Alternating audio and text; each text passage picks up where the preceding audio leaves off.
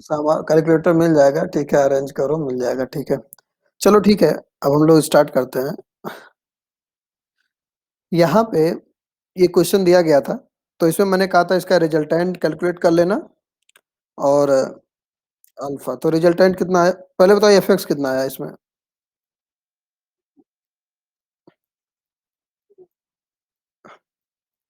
2.71 Newton, ठीक है। F I कितना है?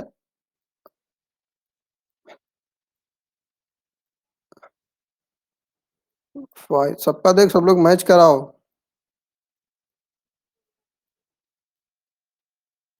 हाँ, इसीलिए कह रहे हैं मैच करो सब लोग। और इसके बाद यहाँ से रिजल्टेंट आया होगा under root F x square plus F Y square.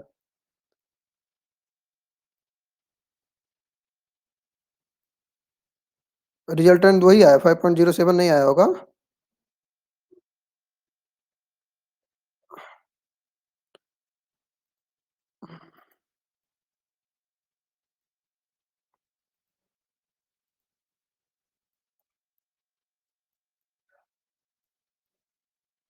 ये होमवर्क था। और ये 5 पॉइंट।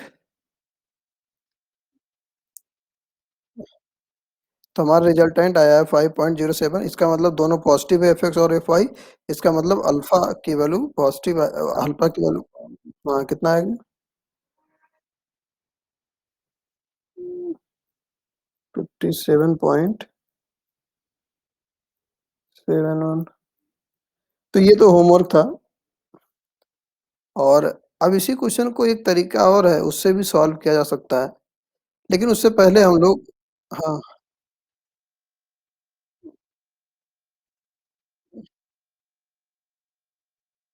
हाँ, ठीक है। और एफ आई इक्वल टू हो जाएगा 9 साइन। हाँ, बस हाँ, दो ही चीज रहेगा। अब यहाँ पे देखो, हमको नेक्स्ट पढ़ना है जनरल कंडीशन ऑफ इक्विलिब्रियम। ये बहुत ही इंपॉर्टेंट टॉपिक है कि जनरल कंडीशन क्या होती है इक्विलिब्रियम की। अभी हम लोग इक्विलिब्रियम पढ़े हैं कि इक्विलिब्रियम के कंडीशन में क्या होता है, आर इक्वल टू क्या होता है? जीरो होता है। किसी रिजिड बॉडी को हम लोग इक्विलिब्रियम में तब कहते हैं जब रिजल्टेंट फोर्स का मान जीरो हो। इसका मतलब है, अगर कौन है,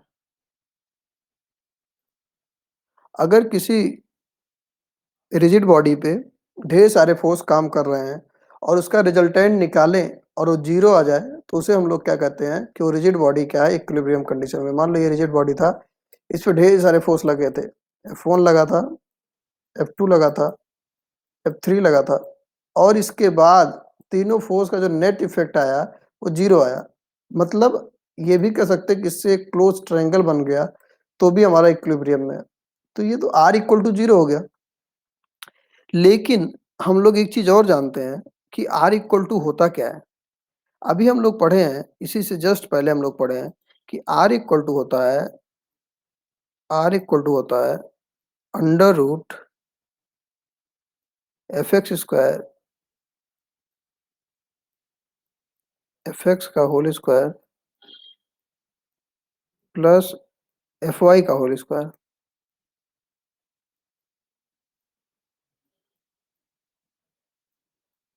ये अभी हम लोग पढ़े हैं कि एफ एक्स और एफ वाई का होल स्क्वायर, ये हम लोग पढ़े हैं।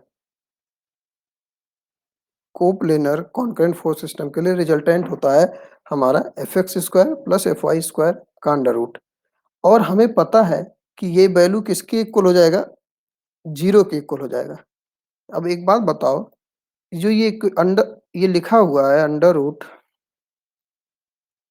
यहाँ पे लिखा हुआ है अंडर रूट एफ एक्स का होल स्क्वायर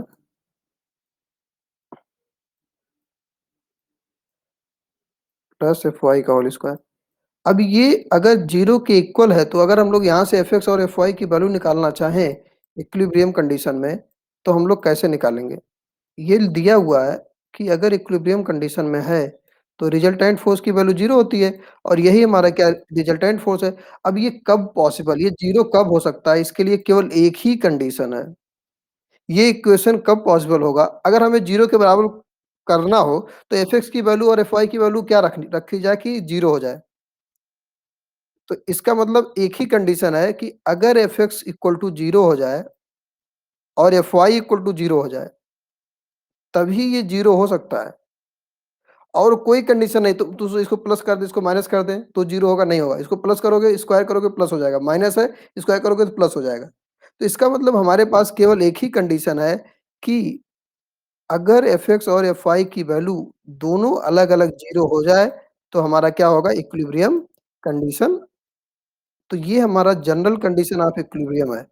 ये हमको पता होना चाहिए। कभी-कभी कोई चीज़ कह देता है कि हमारा इक्विलिब्रियम कंडीशन में है, तो इक्विलिब्रियम कंडीशन में हमें एफ-एक्स और एफ-वाई की वैल्यू को इक्वल टू 0 कर देना है। जो भी इक्वेशन नहीं हमें जो भी वैल्यू हमको नहीं पता होगा, उस वैल्यू को हम लोग कैलकुलेट कर सकते हैं। जैसे लामीज़ थ्योरम हम लोग लगाते थे, तो लामीज़ थ्योरम की हेल्प से हम लोग क्या करते थे, किसी भी अननोन फ़ोर्स को कैलकुलेट करते थे।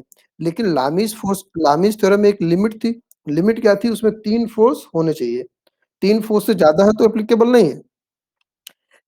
लेकिन ये जो हमारा condition general condition of equilibrium आया, यहाँ से जो कंडीशन निकल के आई f x equal to 0 and f y equal to 0, ये हमारा सभी जगह एप्लीकेबल है। क्योंकि इससे पहले हम लोग पढ़ चुके हैं ये रिजल्टेंट क्या है? ये जनरल रिजल्टेंट है। अगर 2 से ज़्यादा फ़ोर्स एक साथ काम कर रहे हो तो उस समय रिजल्टेंट इससे निकालते थे। R equal to under root F X square plus F Y square.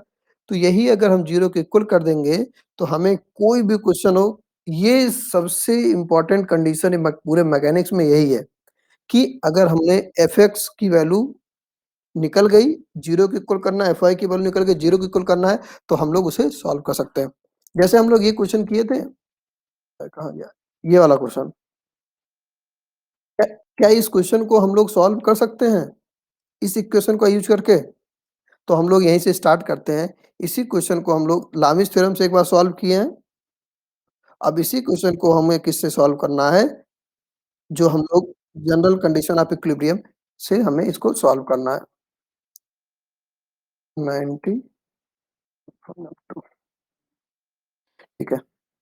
तो हम लोग इस क्वेश्चन को बना लेते हैं। उसी क्वेश्चन को ये हमारा क्या है F1 है, ठीक है? ये हमारा क्या है F2 है और जो वेट इसका था यहाँ पे डाउनवर्ड डायरेक्शन में 90 डिग्री पे जो फ़ोर्स लगा था, ये हमारा क्या था 90 न्यूटन था। सब लोग इसको लामीज़ थ्योरम से कर चुके हैं एक बार। अब देखो इसी क्वेश्चन को हम लोग किससे कर रहे हैं, Fx इक्वल टू 0 जो जनरल कंडीशन ऑफ इक्विलिब्रियम है इसकी हेल्प से हम लोग करने की कोशिश करेंगे इसको। ये हमारा इधर है, ठीक है? यहाँ पे ये एंगल दिया था 30 डिग्री। लेकिन लामीज़ थ्योरम सबसे आसान होता है, ये ध्यान रखना। अगर 3 फोर्स दिया हो तो केवल लामीज़ थ्योरम लगाएँगे। लेकिन ये जो कंडीशन है, चाहे जितने फोर्स दिया हो, वहाँ पे एप्लीकेबल है। तो ये क्वेश्चन था हाँ, ये कहीं भी एप्लीकेबल है। अगर हाँ, हाँ, ये कहीं भी अप्लाई कर सकते हो, 2 फोर्स हो, 3 फोर्स हो, 4, 5 कितने भी इनफाइनाइट नंबर ऑफ फोर्स हो, ये हम हर जगह एप्लीकेबल है। ये चीज़ ध्यान रखना। तो इसमें ये फ़ायदा है और यही सबसे बड़ी कंडीशन है यहाँ पे कि इसकी हेल्प से हम लोग कहीं भी लगा सकते हैं।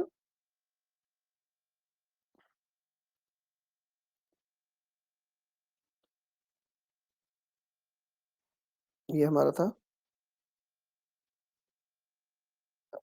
नहीं, बिल्कुल नहीं कहेगा, बिल्कुल नहीं कहेगा।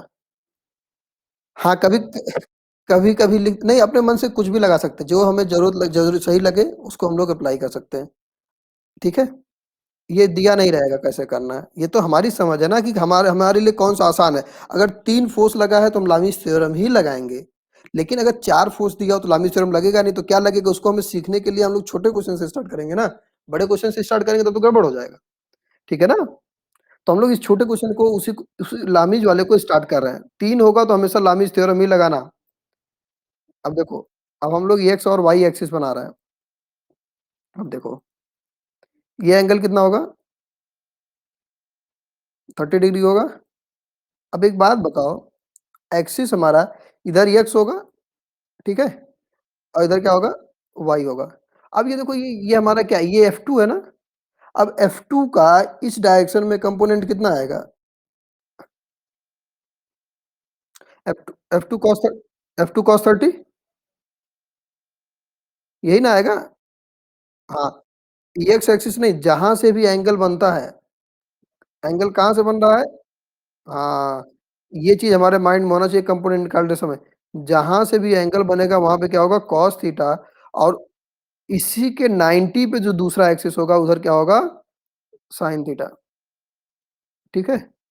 तो हमने F2 को 2 पार्ट में डिवाइड कर दिया, F2 cos थीटा और F2 sin थीटा में। तो एक हमारा हो गया F2 cos 30 और दूसरा हो गया F2 sin 30। अब क्वेश्चन में ये लिखा है कि अगर ये इक्विलिब्रियम कंडीशन में है, तो यहाँ लिखोगे फॉर इक्विलिब्रियम कंडीशन, ठीक है? अगर ये इक्विलिब्रियम कंडीशन में है, तो हमें क्या करना है? इक्विलिब्रियम कंडीशन की दशा में हमें क्या निकालना है? F1 और F2 की वैल्यू निकालनी है। तो हम लोग जानते हैं इक्विलिब्रियम कंडीशन 2 है, एक Fy इक्वल टू 0 है, एक Fx इक्वल टू 0 है। तो हम लोग कोई भी पहले लगा सकते हैं, ठीक है? हम लोग पहले लगा देते हैं Fy इक्वल टू 0, ठीक है? कोई इसमें वो नहीं है कि कौन पहले लगाना है, कोई भी पहले लगा सकते हो। तो पहला इक्विलिब्रियम कंडीशन लगाते हैं, यहाँ ऊपर लिखोगे संतुलन की अवस्था में in equilibrium condition Fy equal to 0। अब देखो Fy का मतलब क्या होता है कि y डायरेक्शन में जितने भी फोर्स लगे उसका सम, इसका मतलब ये ना अलजेब्रिक सम इक्वल टू 0। तो y डायरेक्शन में कौन सा फोर्स लगा है? एक फोर्स देखो y डायरेक्शन में ये ऊपर की तरफ लगा है और दूसरा किधर लगा है? नीचे की तरफ लगा है।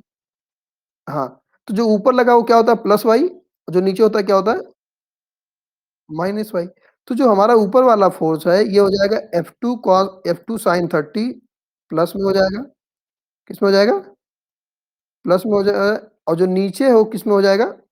माइनस में।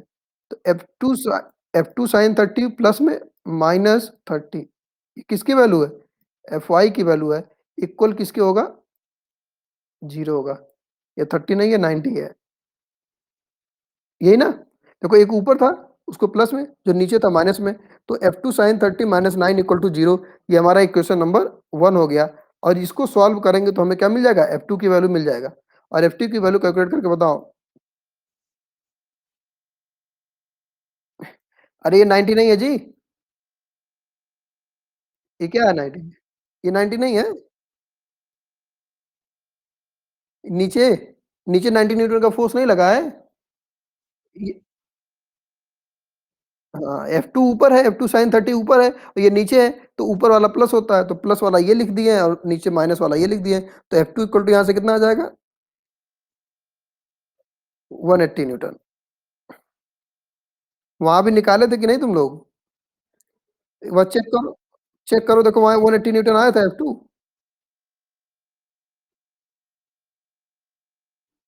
फटाफट पेज को पलटो।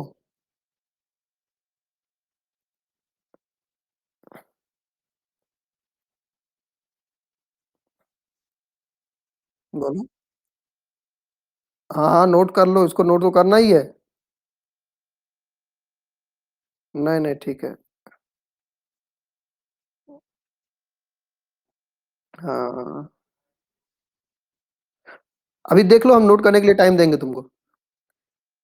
अब देखो, अब Fx हो गया, अब ऐसे ही Fy इक्वल टू 0 करेंगे, y देखो Fx इक्वल टू 0 करेंगे, तो ये हमारा x कौन सा डायरेक्शन है? एक हमारा प्लस x है, तो इधर हमारा क्या होता है? प्लस x में इधर प्लस होता है और इधर क्या होता है? माइनस होता है। तो ठीक है, तो इधर वाला जो हमारा लिखा है,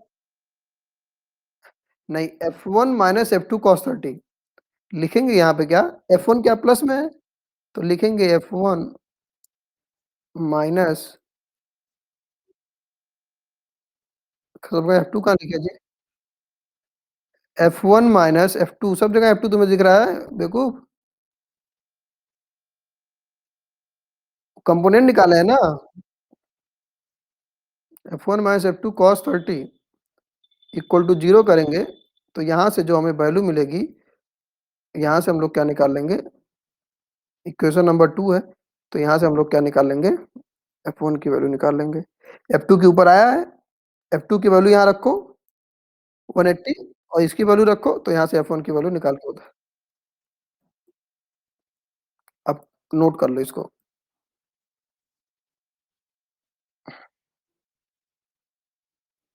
किसी को कहीं कोई डाउट हो तो बताओ। क्योंकि ये सबसे छोटा क्वेश्चन है। अच्छा, 155 पॉइंट उम, तो 2 मेथड हो गया इसी क्वेश्चन को सॉल्व करने के लिए। पहला हो गया लामिस थ्योरम से और दूसरा हम लोग ये जो इक्विलिब्रियम की कंडीशन होती थी, इसकी हेल्प से हम लोग निकाल सकते हैं। और तीसरा क्या कर सकते हैं ग्राफिकल मेथड। ग्राफिकल मेथड क्या हुँ, हुँ, हाँ।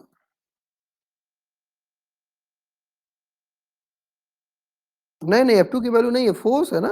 हम क्या कर रहे हैं फ़ोर्स को वाई डायरेक्शन में जितने भी फ़ोर्स लगे हों, अगर हम कह रहे हैं कि एक फ़ोर्स ऊपर लगा है, पहला फ़ोर्स ऊपर लगा है, दूसरा फ़ोर्स ऊपर लगा है, तीसरा फ़ोर्स ऊपर लगा है, तो हम लोग अभी तक क्या करते थे तीनों जोड़ देते थे ना।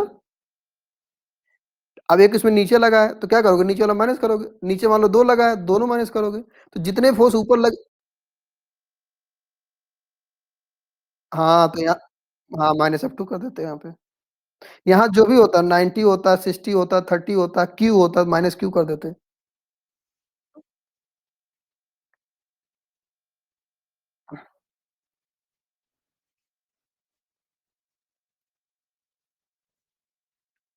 तो इसको तीसरा मेथड इसका है ग्राफिकल मेथड से भी इस क्वेश्चन को सॉल्व कर सकते हैं कि हम लोग F1, F2, F3 को उसके एंगल के साथ ड्रॉ करें।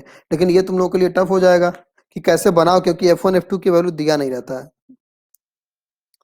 लेकिन वो भी एक मेथड है जिसकी हेल्प से हम लोग क्वेश्चन को सॉल्व कर सकते हैं।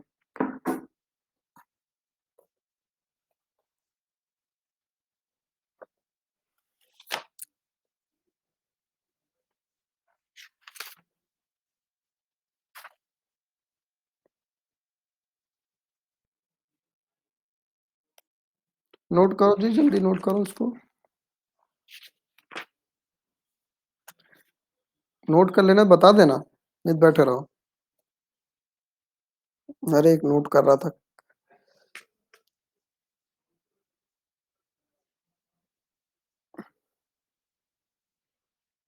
हो गया?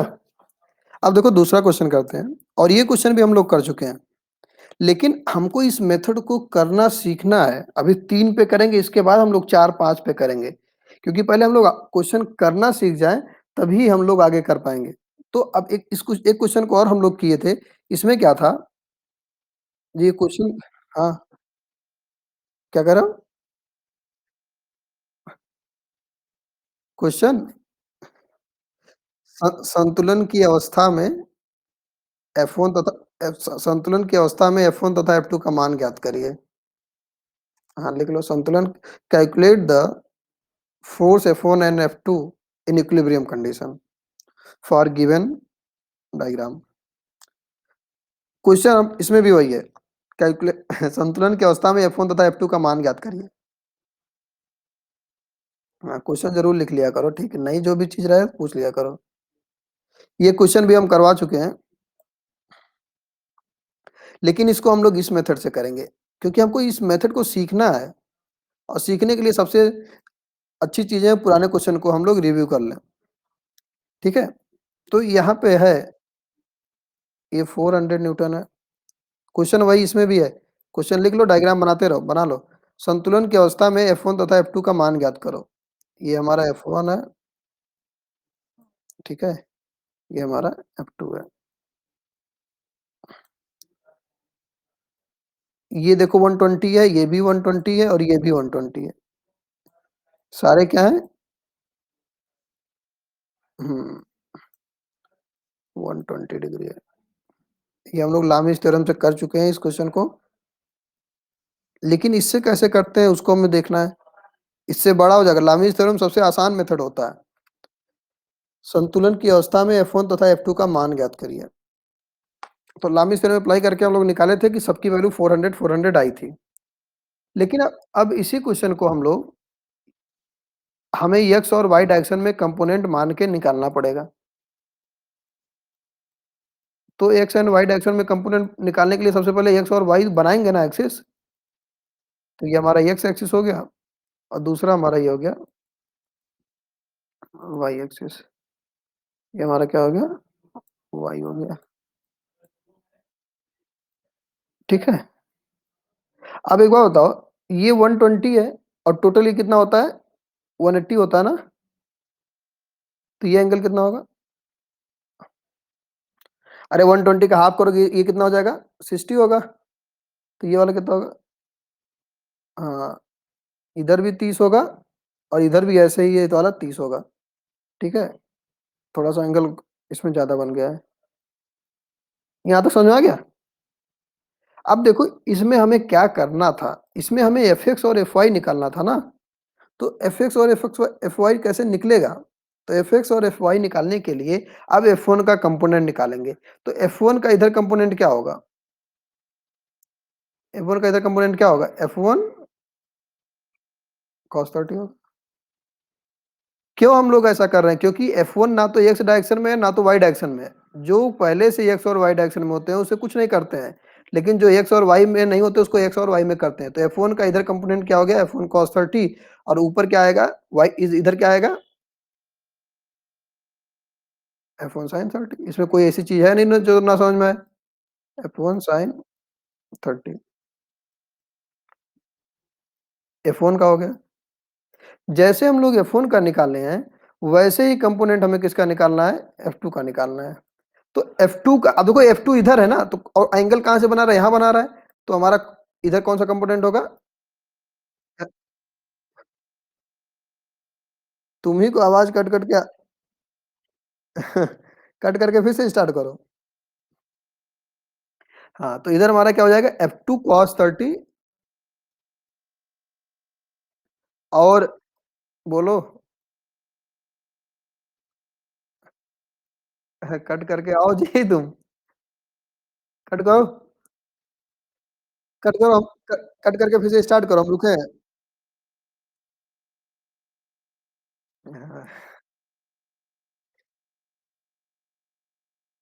हाँ, यहाँ पे क्या रहेगा? F2 का इधर कंपोनेंट क्या आएगा? F2 cos 30 क्योंकि एंगल कहाँ से बन रहा है? यहाँ से बन रहा है ना? और इधर वाला कंपोनेंट क्या आएगा? F2 sin 30। देखो जिसको यहाँ तक समझ में आएगा वही आगे कर पाएगा। हम देखो यहाँ पे कर क्या रहे हैं कि हमारा जो F1 और F2 था, ना तो x डायरेक्शन में था और ना तो y डायरेक्शन में था। तो F1 को हमने क्या किया? F1 cos 30 और F1 sin 30। 30 यहाँ जहाँ से 30 एंगल होता है उधर ही cos होता है। इधर हमारा था। ठीक है? तो F1 को हमने यहाँ F1 cos 30 लिखा, F1 sin 30 y डायरेक्शन में। अब देखो ये F2 इधर था, तो ये मत कह देना कि F2 यहाँ से एंगल बनाएगा। जहाँ से भी एंगल बना है, अगर यही F2 एंगल यहाँ से बना होता ये वाला, तो ये F2 यहाँ पे लिखते। लेकिन ये एंगल कहाँ से? नीचे से है, तो यहाँ पे क्या हो जाएगा? F2 cos 30 यहाँ हो जाएगा और F2 sin इसके 90 डिग्री पे कौन सा है? अब इसके 90 डिग्री पे नीचे मत चले जाना। कहाँ जाओगे? ऊपर, क्योंकि इन्हीं दोनों के बीच में हमारा F2 रहेगा। तो हमारा F2 sin 30 आ गया। यहाँ तक हो गया? क्या नहीं समझ में आ रहा है? तुम कंपोनेंट नहीं पढ़े हो ना? तभी तो तुमको नहीं समझ में आ रहा है। कंपोनेंट नहीं पढ़ते हो। जब बताया जाता है तो तुम पता नहीं कहाँ रहते हो। ये देखो, ये मान लो हमारा F1 है, ठीक है? ये एंगल क्या है? थीटा है। ट्रायंगल एबीसी, समकोण त्रिभुज, राइट एंगल एबीसी में। बताओ cos थीटा क्या हो जाएगा?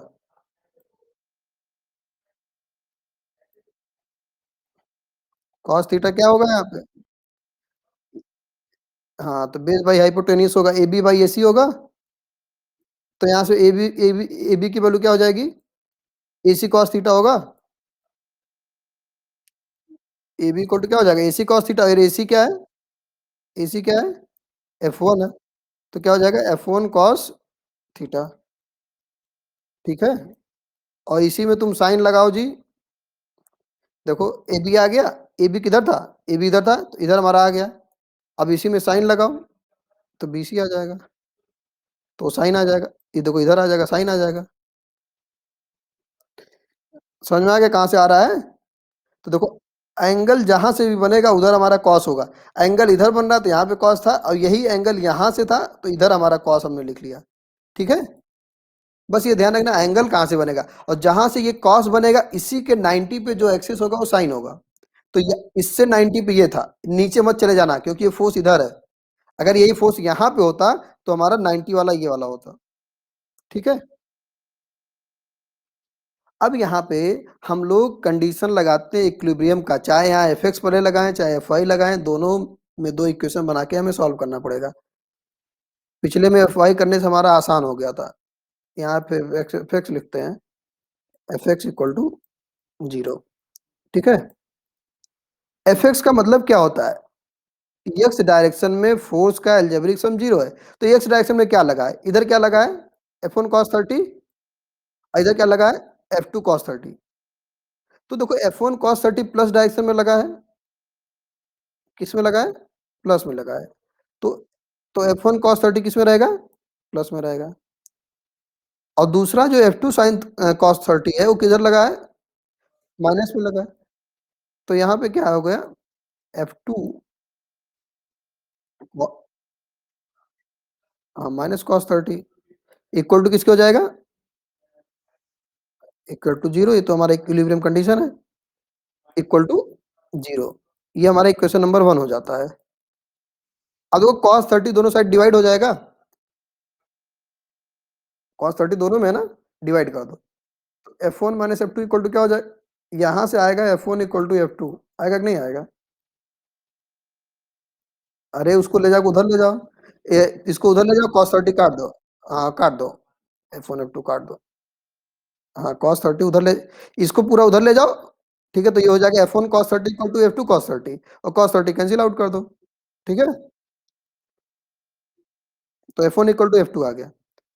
अब हम लोग को दूसरी इक्विलिब्रियम कंडीशन लगानी है कि Fy इक्वल टू 0, ठीक है ना? हाँ, तो अब इसका मतलब y डायरेक्शन में जितने भी फोर्स है सारे फोर्स को हमें कैलकुलेट करना है।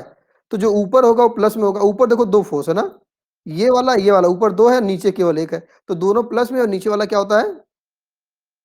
माइनस होता है। तो ये हो जाएगा F1 F1 sin 30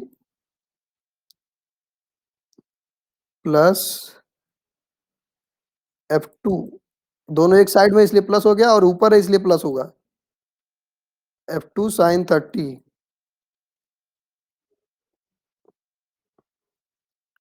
और 400 क्या माइनस होगा? नीचे माइनस 400 इक्वल टू क्या है? इक्वल टू 0, ठीक है? F1 equal to F1 equal to F2 है, तो क्या हो जाएगा? F1 sin 30 plus F1 sin 30 तो क्या हो जाएगा?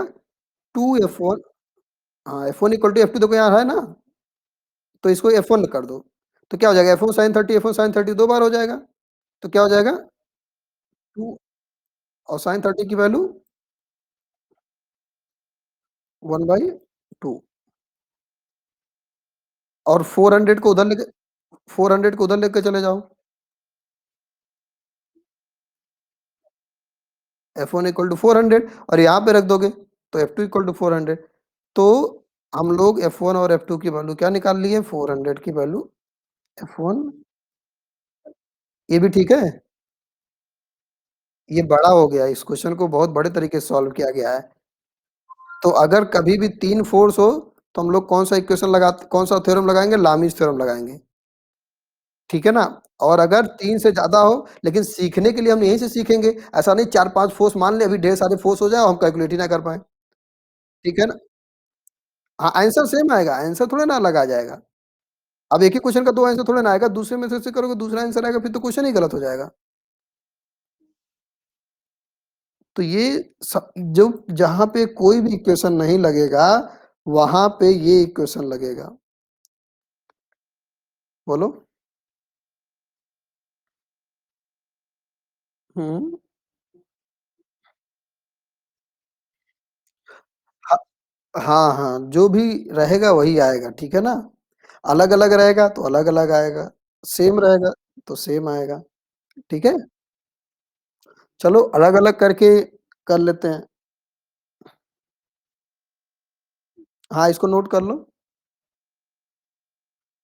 धीरे-धीरे हम लोग क्वेश्चन को करेंगे, धीरे-धीरे लेवल को बढ़ाएँगे, तभी हम लोग टफ क्वेश्चन पे पहुँच पाएँगे। और ऐसा नहीं कि अचानक से हम लोग टफ क्वेश्चन कर लें और हमको यही क्वेश्चन ना आए। इसलिए हम बहुत धीरे-धीरे पढ़ाते हैं कि चीज़ें समझ में आए। जो रेगुलर क्लास करेगा उसको कोई भी दिक्कत नहीं होगी।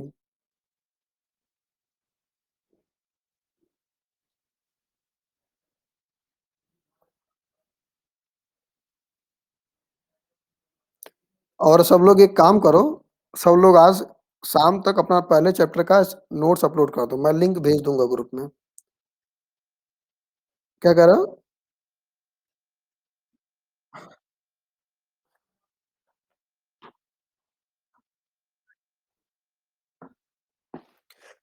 नहीं तो नोट्स तो अपलोड करना, मैं बहुत दिनों से कह रहा हूँ नोट्स चाहिए। नोट्स मैं अपलोड करना पड़ेगा तुम लोगों को। नोट्स के लिए मैं लिंक दे दूँगा, नोट्स जल्दी से अपलोड कर दो। हाँ, तो मैं ग्रुप में लिंक भेजूँगा, उसी पे अपलोड करना है, ठीक है?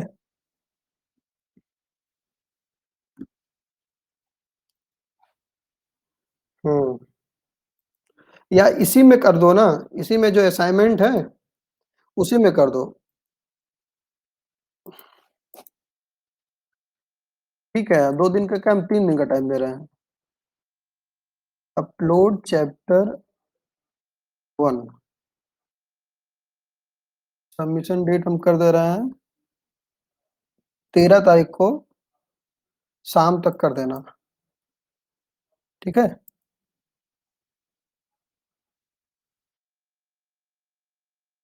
कैसे असाइनमेंट किए हो, वहीं पे। उसी में एक असाइनमेंट टाइप का हम बना दे रहे हैं, उसमें लिखा है अपलोड चैप्टर 1 उसी में नोट्स अपलोड कर दो तुम। पीडीएफ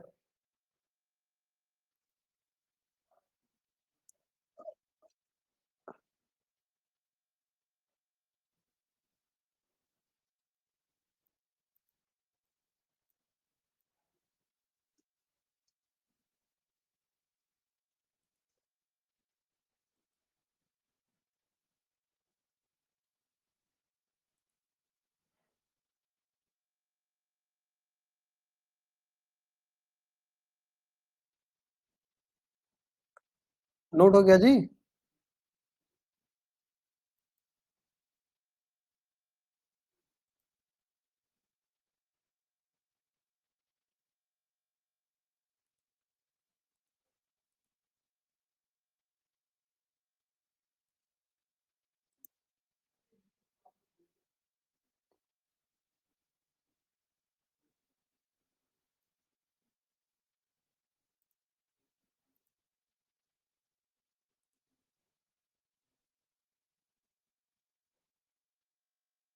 हो गया?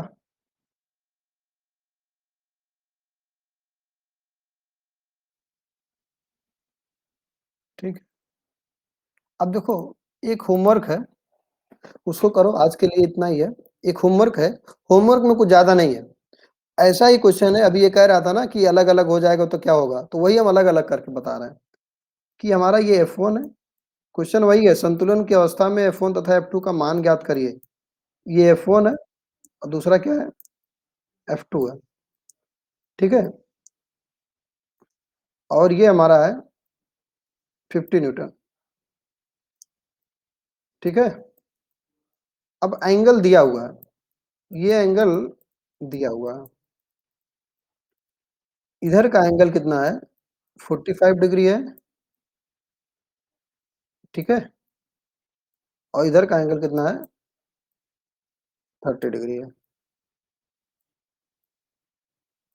ठीक है?